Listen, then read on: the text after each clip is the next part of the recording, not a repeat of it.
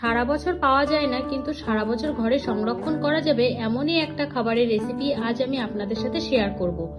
নমস্কার বন্ধুরা, ভাই বোনের হেসেল ঘরে সবাইকে স্বাগত। আজ আমি বানাবো তেল ছাড়া খুব সুস্বাদু কাঁচা আমের আচারের রেসিপি। ভিডিওটি কেউ স্কিপ করবেন না, পুরো ভিডিওটি দেখার জন্য অনুরোধ রইল।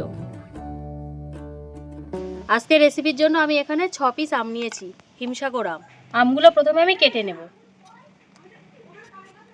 কেউ চাইলে ছুরিতেও কাটতে পারেন, আমি এখানে বটিতে কেটে নিচ্ছি।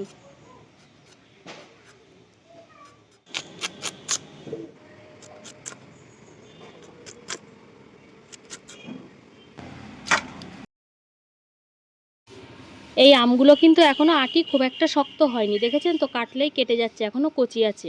এগুলো কিন্তু আমি একটু বেশ মোটা মোটা করে কেটে নিচ্ছি, যেহেতু আচার হবে সেজন্য আমি একটু মোটা করেই কাটলাম। আমগুলো সব কেটে নিয়েছি, এতটা হয়েছে। এবার এই আমটা আমি একটু ভালোভাবে ধুয়ে নেব। জলটা দেখেছেন তো কেমন কষে কালো হয়ে গেছে। 2 থেকে 3 বার আমি আমটা ধুয়ে নেব। আমটা 2 থেকে 3 বার আমি ধুয়ে নিয়েছি। এবার আমি এই আমগুলোকে একটা থালার উপরে নিয়ে নিলাম।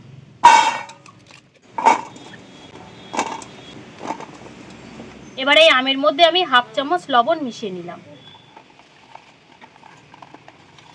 যেহেতু আমটা খুবই কচি, সেই জন্য যাতে আচারের সময় আমটা সবটা ভেঙে না যায়, তার জন্য আমি একটু লবণ মাখিয়ে এটা আমি 2 ঘন্টার জন্য রৌদ্রে রেখে দেব।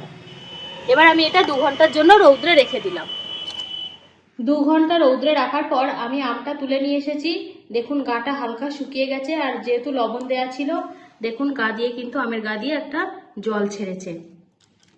এবার আমি আমের আচারটা বানাবো। আচারটা বানানোর জন্য আমি একটা স্পেশাল মশলা ব্যবহার করব। আমি এখানে কিছু গোটা মশলা নিয়েছি, যেমন 1 চামচ 5 ফোড়ন, 1 চামচ গোটা মরিচ, 1 চামচ গোটা ধনে, 1 চামচ গোটা জিরে, আর নিয়েছি 3টে শুকনো লঙ্কা। এই মশলাগুলো সব আমি শুকনো কড়াইতে একবার ভেজে নেব। 2 থেকে 3 মিনিট মতো আমি এটা ভেজে নেব।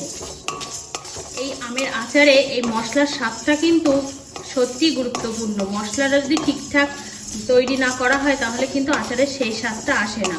আমি এখানে 800 আমের পরিমাণ অনুযায়ী নিয়েছি সব। আপনারা আমের পরিমাণ বাড়ালে মশলাটাও বাড়াবেন।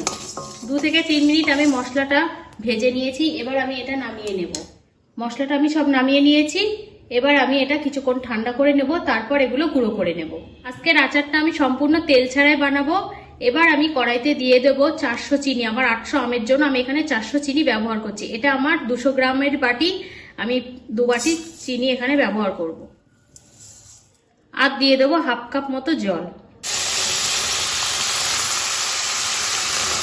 চিনিটা জলের সাথে ভালোভাবে গুলে নেব। চিনিটা গুলে গেছে। এবার আমি এর মধ্যে দিয়ে দেবো আমগুলো।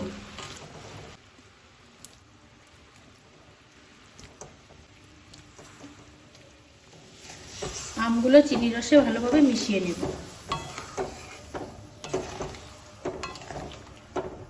আমটা সিদ্ধ হওয়ার জন্য এবার আমি 5 থেকে 7 মিনিটের জন্য ঢাকা দিয়ে রেখে দিলাম, গ্যাসটাকে মিডিয়াম টু লোতে রেখে। 7 মিনিট হয়ে গেছে, আমি এবার ঢাকাটা একবার খুলে নেব। দেখুন আমের কালারটা কতটা চেঞ্জ হয়ে গেছে, দেখেই বোঝা যাচ্ছে আমটা সিদ্ধ হয়ে গেছে। আর চিনির যে রসটা ছিল সেটা কিন্তু অনেক ঘন হয়ে গেছে। আমি আরো 2 মিনিট মতো ফুটিয়ে রসটাকে পুরোপুরি শুকিয়ে নেব। চিনির রসটা কিন্তু আমার অনেকটাই শুকিয়ে গেছে। দেখুন কালারটা কত সুন্দর চলে এসেছে। আমি কিন্তু এখানে পরে আর কোনো লবণ ব্যবহার করিনি, সেই আম রৌদ্রে দেওয়ার সময় যেটুকু লবণ দিয়েছিলাম। এখানে আমি এখন 1/4 চামচ লবণ অ্যাড করব। লবণটা মিশিয়ে নেব। লবণটা দেওয়ার পরে দেখুন আমি আবারও 1 মিনিট মতো ফুটিয়ে নিয়েছি।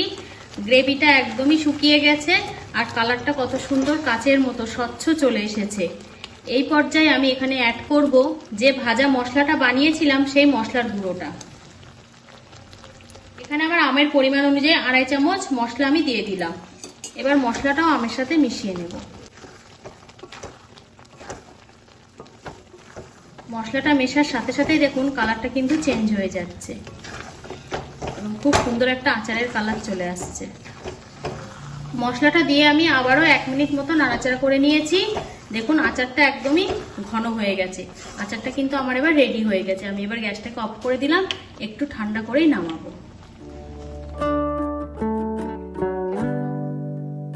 আজকের রেসিপিটা তাহলে এই পর্যন্ত। যে সকল নতুন বন্ধু আমার ইউটিউব চ্যানেল থেকে দেখছেন তারা অবশ্যই চ্যানেলটিকে সাবস্ক্রাইব করে দেবেন, আর যে সকল বন্ধুরা ফেসবুক থেকে দেখছেন তারা অবশ্যই ফেসবুক পেজটিকে ফলো করে দেবেন। আজ তাহলে এই পর্যন্ত, দেখা হচ্ছে পরের কোনো নতুন রেসিপিতে।